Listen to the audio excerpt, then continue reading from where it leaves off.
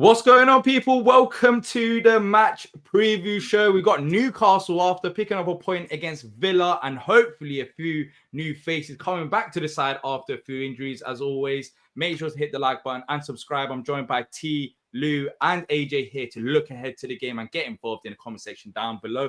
Gents, I'll be honest, since the Villa game, the mood hasn't been bad at all. It's looking a bit more positive going into Newcastle. And I think the reason for that is it was a decent performance against Villa.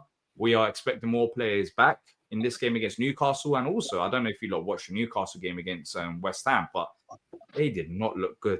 They looked lost out there, especially in the second half. But I'll start off with you, T. How are you feeling?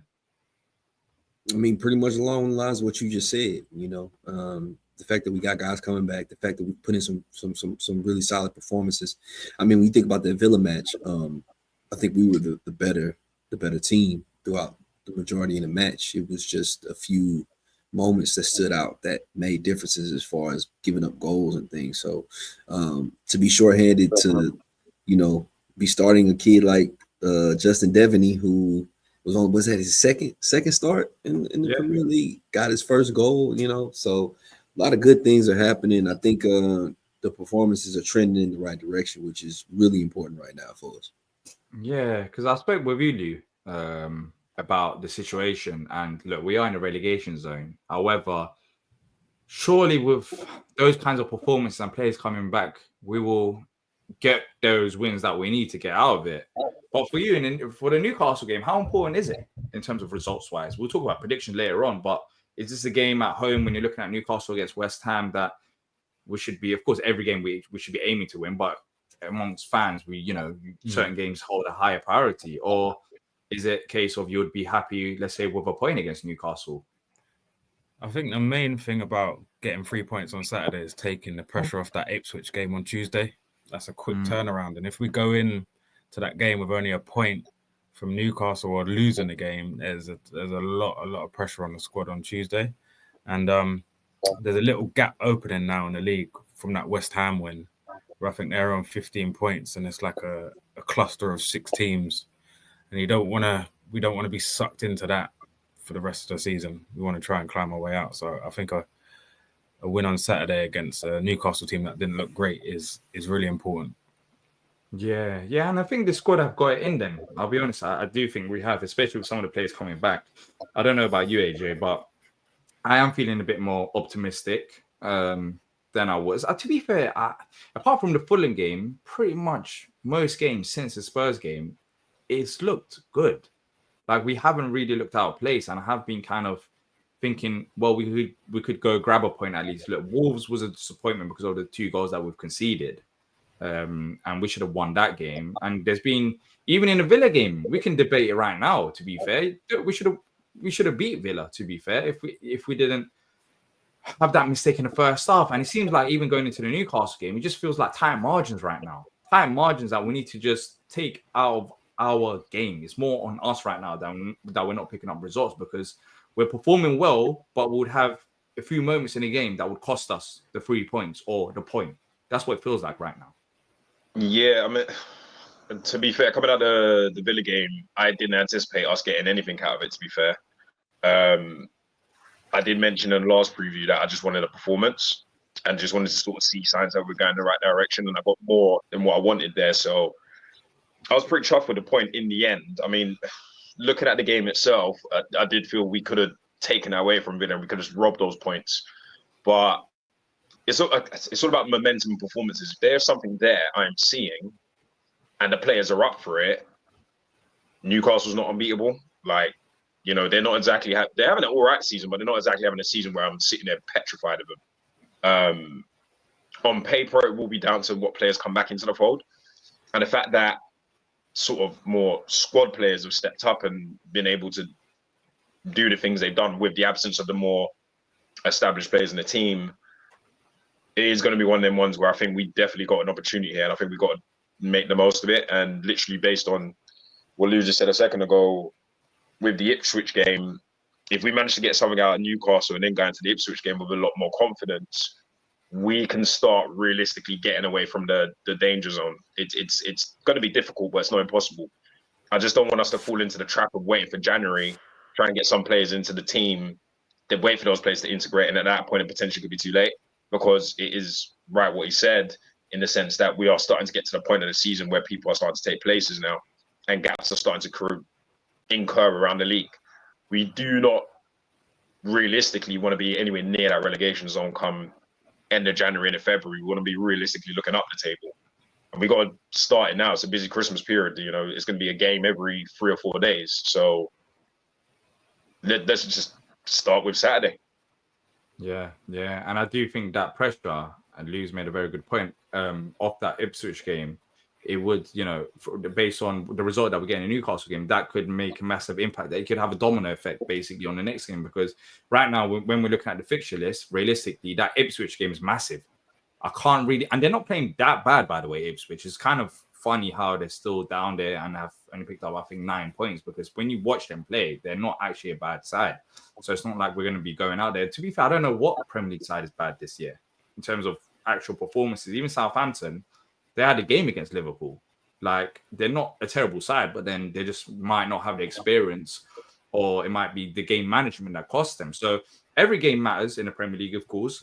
This Newcastle game is winnable, but I do think it also depends on the players that we have available. In the Villa game, Decore, and I think the midfield in general was strengthened. It was a much stronger midfield. And the fact that Decore played for 60 minutes was a positive. We had Will Hughes there. And then you had the likes of Lerma coming off the bench, which makes a massive difference. And Devenny now seems like he's into the fold. But for you, T, in order to get a result, do you think we can still get a result with the squad that we had against Villa, or do you need to see a few plays back against Newcastle?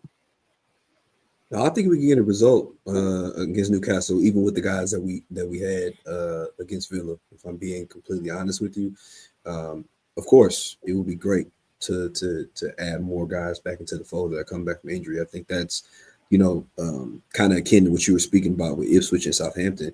A lot of people probably talking about us in the same type of light. Thinking about the fact that that Crystal Palace team is actually really good.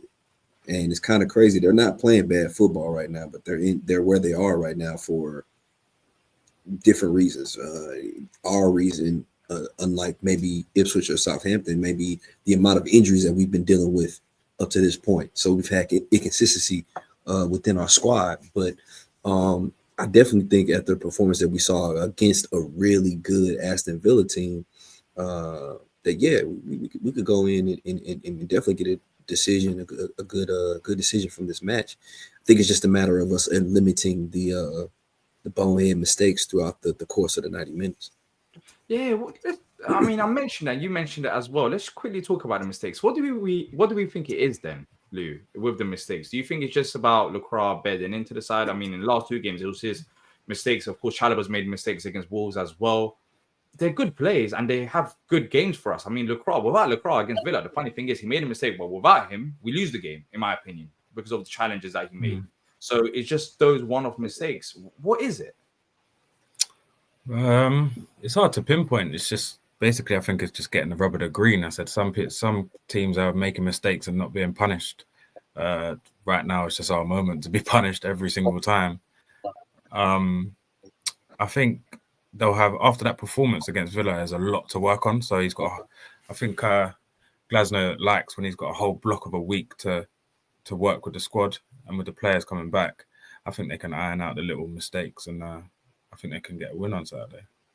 Yeah. I do think when you look at Lacroix, he's a brilliant player, but it's just one or two moments recently, anyways, that's unfortunately led us to conceding goals. But overall, defensively, we've been solid. So I'm not really worried about the defense. The midfield, I'm looking at Decore. Hopefully, how many minutes can he play? Because he played 60 against Villa. Can we push him to 75 or 90 in this game? I'm not too sure, but I think that makes a massive difference as well. But of course, going forward, the big question and what everyone was talking about after the Villa game was Devenny.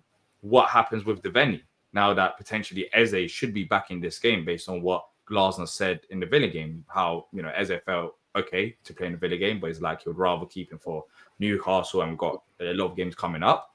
So AJ or anyone who wants to chime in, what do we do with Devenny at this point? Because in the last 2 games, he's played not only good, he scored a goal as well, and he looks like he's on a good run of form. Do you know what? Yeah. Why is he above earning his place back in the team. That's where my head is at currently. I've kind of thought about it for a while. Yes, on paper, and yes, in terms of the poster boy of the team, he is our best player. But actually, when he's not really started the season that well, let's be honest, and he's not really been his usual self. Devenny's in the form right now. Devenny's got the goal in the most recent game. Devenny's working his arse off. Yeah, granted, he's younger and he's not as what's the word? Easy on the eye, but why can't Eze hold bench for a minute and earn his place back into the team? That's kind of where my brain is at. I mean, it's a bit of a devil's advocate hypothetical question, but the way I'm thinking about it, I feel like he might have to earn his place just for a minute. I think if Devenny's on good form and he's literally now just scored a goal and he's playing relatively quite well, why can he not be in a place where he gets himself integrated back in the team eventually rather than just forcing him back into the starting 11? That's where my head's at with that. I think a lot of I agree with you with that. So obviously, good performances should be rewarded, but I think he did speak about protecting him. So the youth player comes in, has a good debut, then scores on his next one. Sometimes it might be best to take him out the firing line and then maybe reintroduce him for 30, 40 minutes. So it's just not that expectation, because imagine he starts again and then he's bad. I think sometimes you've got to take the youth player out the firing line a bit. And I also think the tactics will be different against Newcastle as it was to Villa. I feel like we need to be much more on the front foot against Newcastle at home. And I don't think Devenny gives you that as much. I think that's the smartest thing about it. And I think regardless of which way they choose to go, you have to keep Devenny in the fold. I think the most important thing for him as a player and developing is to keep him in the fold, keep him involved. So in this situation, I think a big part of it is just how far is Eze along? How well is he doing? How is he moving? Is this the type of situation where you can put him immediately back into a starting lineup? You know what I mean? Or is it a situation where he needs to work back in, where maybe you do go ahead and start Devenny and then you bring Eze in a substitute appearance at limited minutes? Or is he on a minute restriction? You know what I mean? If not, he's your guy. You know what I mean? And we talk about it all the time. There's a magic that he gives that he is able to create that no one else can. So if he's truly ready and he's not going to be on any restrictions, you put him out there, but you keep Devenny in the fold. I think it's important for that to be said. I think the bigger conversation would be once Kamada comes back, what's the expectation going to be? I think that's the better conversation to be having. If and me personally, I think Kamada needs to take a back seat to somebody like a Devenny right now. If I'm being completely honest, I think he has to do more to earn his spot and earn his role back than somebody like an Ebbs does. Yeah, I agree. I think Kamada, that's like the reason why that question isn't really around right now is because he's suspended anyways for this game, and then he'll be suspended for Ipswich, and he should be back for City, I believe, Kamada. But yeah, I think Devenny, the good thing about Devenny is I still start Eze, but Devenny's now given us an option up until January at least, where we do have another player who could play in that midfield role if we need him to. And he has taken the opportunity. So for me, I do start Eze because even though I've been critical of Eze this season, I still think he has that spark that he could deliver. And also, Eze starting doesn't mean Devenny doesn't get any minutes, because as exactly keep him in the fold. Exactly. I don't think he's going to be playing 9 minutes. There's so many games coming up. He's just come back from an injury. We saw it with Decore. That was planned. As soon as it hit 60, he got subbed off. So that was 100% planned with Decore. So I think Eze should be on. I would be surprised if Eze plays 90 minutes against Newcastle. But the good thing is now, when you have players coming off the bench, or let's say you put Devenny on the bench, it helps us, because when you look at the squad depth in recent weeks, especially with the options that we have, it's really poor. Really poor when you have to rely on Schlupp to come off the bench to try and win you the game or try and get you a result. However, you can put on another younger player now, Devenny, and hopefully he makes a bit more of an impact. And as the weeks go by, I think our bench will look stronger. But saying that, we still need to strengthen the squad. But yeah, let us know in the comment section what you lot think as well in regards to Eze and Devenny. I think Sarr starts for me. It's good. But talking about Sarr, could it be? Well, we look at a Villa highline. He had a fantastic game, and the other games he kind of didn't have the same level of impact. I mean, the Fulham game, I thought he could have done better. Wolves game, to be fair, he was in front of goal a few times, couldn't score. Could it be that Sarr getting the best out of him depends on literally who we play in terms of opposition and how they line up? Because it seems like when they're spacing behind, that's Sarr's goal. Like, he can just run in behind when there's lots of space. However, when teams maybe sit back or have a low block or mid block, then it kind of nullifies his game. But what do you think about Sarr recently? Yeah, I think as exactly what you said, he's going to thrive in a high line. He's got ridiculous pace. But yeah, in those tight spaces, he's not really very intricate. Yeah, I think against Newcastle, he still plays down the right-hand side. But I think going forward, overall, when we do sign another number 10, I do think he gets deployed. I think Glazer will try to convert him to a striker. That was my theory when he first joined, to be fair. Yeah, I still think right wing back is a good position. I still think right wing back because he's a straight line. He's a straight line player. I'm favouring wing back way more than a striker. I don't because I'm not a fan the of positions that Munoz is getting in. The positions that I see Munoz getting in, I wouldn't mind Sarr in those exact positions. But obviously, they always say it's easier to convert a fullback to a wing back than it is a winger into a wing back. That's what they say.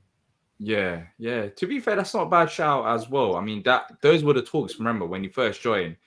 Oh, is he going to be like a wing back option? Because where's he going to play? If at the time there was Kamada, he was hyped up a lot. Of course, a lot of people thought he would come good. So it's like, well, if Kamada's playing as a number 10, then where is Sarr going to play? Is he going to be like a wing back option behind Munoz? Does that solve that problem? However, I think he might have played one game where we went to a back four as like a fullback. I can't remember exactly what game it was. He played. It was a substitute. It was a substitute situation where he played wide. In a back three setup where he was wide on the right too for a little while. Yeah. And they've got injuries as well. I think defensively, when they're looking at Mateta in our side and versus, I don't know who's going to be back fit for this game. I'm going to do Shah and Kelly. If it's Shah and Kelly, they in trouble. Exactly. I'm looking at Kelly and I'm looking at weaknesses in that defense because that defense genuinely was poor against West Ham. And I'm not even talking about some of the errors. It's like the basics, just the basics. And Kelly's really a fullback. Yeah. He's been a fullback. It's like half of one. Yeah, he's been that. Like when he was with Bournemouth, he was really more of a fullback for a lot of time. What would you guys? Yeah. So what was that? Would you guys stick to 5-3-2 or would you go back? If obviously the back five's the same, what would you change from Villa? If Eze is back, what would you change? I think he goes back to the normal system with two number 10s behind. Yeah, if you especially would bring Eze back to it, I think probably so. Yeah. I just have a slight concern with it because they've got a very physical central midfield in Bruno Guimaraes and Joe Linton. They're down for a scrap any day of the week. So if we're gonna go fast and pacey, then stick with what we've got. But then if they're gonna get physical, you're gonna want to still keep Hughes and Decore in there because obviously they can counteract that, but it's a hard one, man. It's very hard to tell. I'm not even actually worried about their centre backs. It's the centre midfielders I'm worried about more. Would you prefer Hughes over Lerma against Joe Linton? I feel like Lerma's got the engine. I reckon Hughes gets in his head rent free because Joe Linton is down for a scrap, but don't get twisted. Joe Linton can lose his shit very quickly. So I can imagine it, even if Hughes was just giving a couple wind-ups, a couple elbows, little chips on the foot, ankle and that. And then if it was getting a bit too spicy towards the second half and he was sitting on that yellow card, then I'd incorporate Lerma into it for the energy. Yeah. And then play Lerma against Ipswich. Yeah. I have a problem with Lerma in terms of I think in theory he's a better option to defend against Joe Linton. Saying that Joe Linton actually started out wide, then he went into midfield. Started out wide, and they started Willock. But I think Barnes will start on Saturday. Yeah, and he's a very good player to cut in. He always plays good against us too. Always. Yeah. I think Gordon will go to the right. Yeah, he's a good player. I don't know why he hasn't got more minutes, but I tell you what, if Gordon has to go up against, he's gonna have a long day. Yeah. Wilson is The back reason now why as well. I'm So hoping Gordon plays on the left because I'm going to be honest. I've seen Gordon a couple of times this season and he has looked very, very good. Gordon against Mitchell petrifies me. Gordon against Munoz, light work. It just depends which one, how they opt into. You think Munoz would do better? I think Against Mitchell would do better. I think Mitchell would do better. I think Mitchell will do better against him. I promise you, you'll get caught out on the counter. 100%. I hear the counter. I'm talking about one-on-one. Munoz can give you a 20-minute head start and still catch you. Yeah. One-on-one defending, though, I think Mitchell's done a decent job. It's like, it's about him doing enough going forward. That's been a problem. But just quickly going back to the midfield thing, the reason why I would start Hughes over Lerma is because I don't know if you've noticed it. Maybe I'm looking too much into it, but Lerma, he's a proper like defensive midfielder, like old school. In terms of at times he picks up the ball and he could look ahead and make the forward pass, but he makes an easy pass backwards. I've noticed that a lot. I don't know if I'm looking into it too much, but that's a massive difference I've noticed. And when you're looking at the Newcastle game, and if we're talking about applying pressure, I just think Lerma at times could potentially slow us down in terms of his ball ability.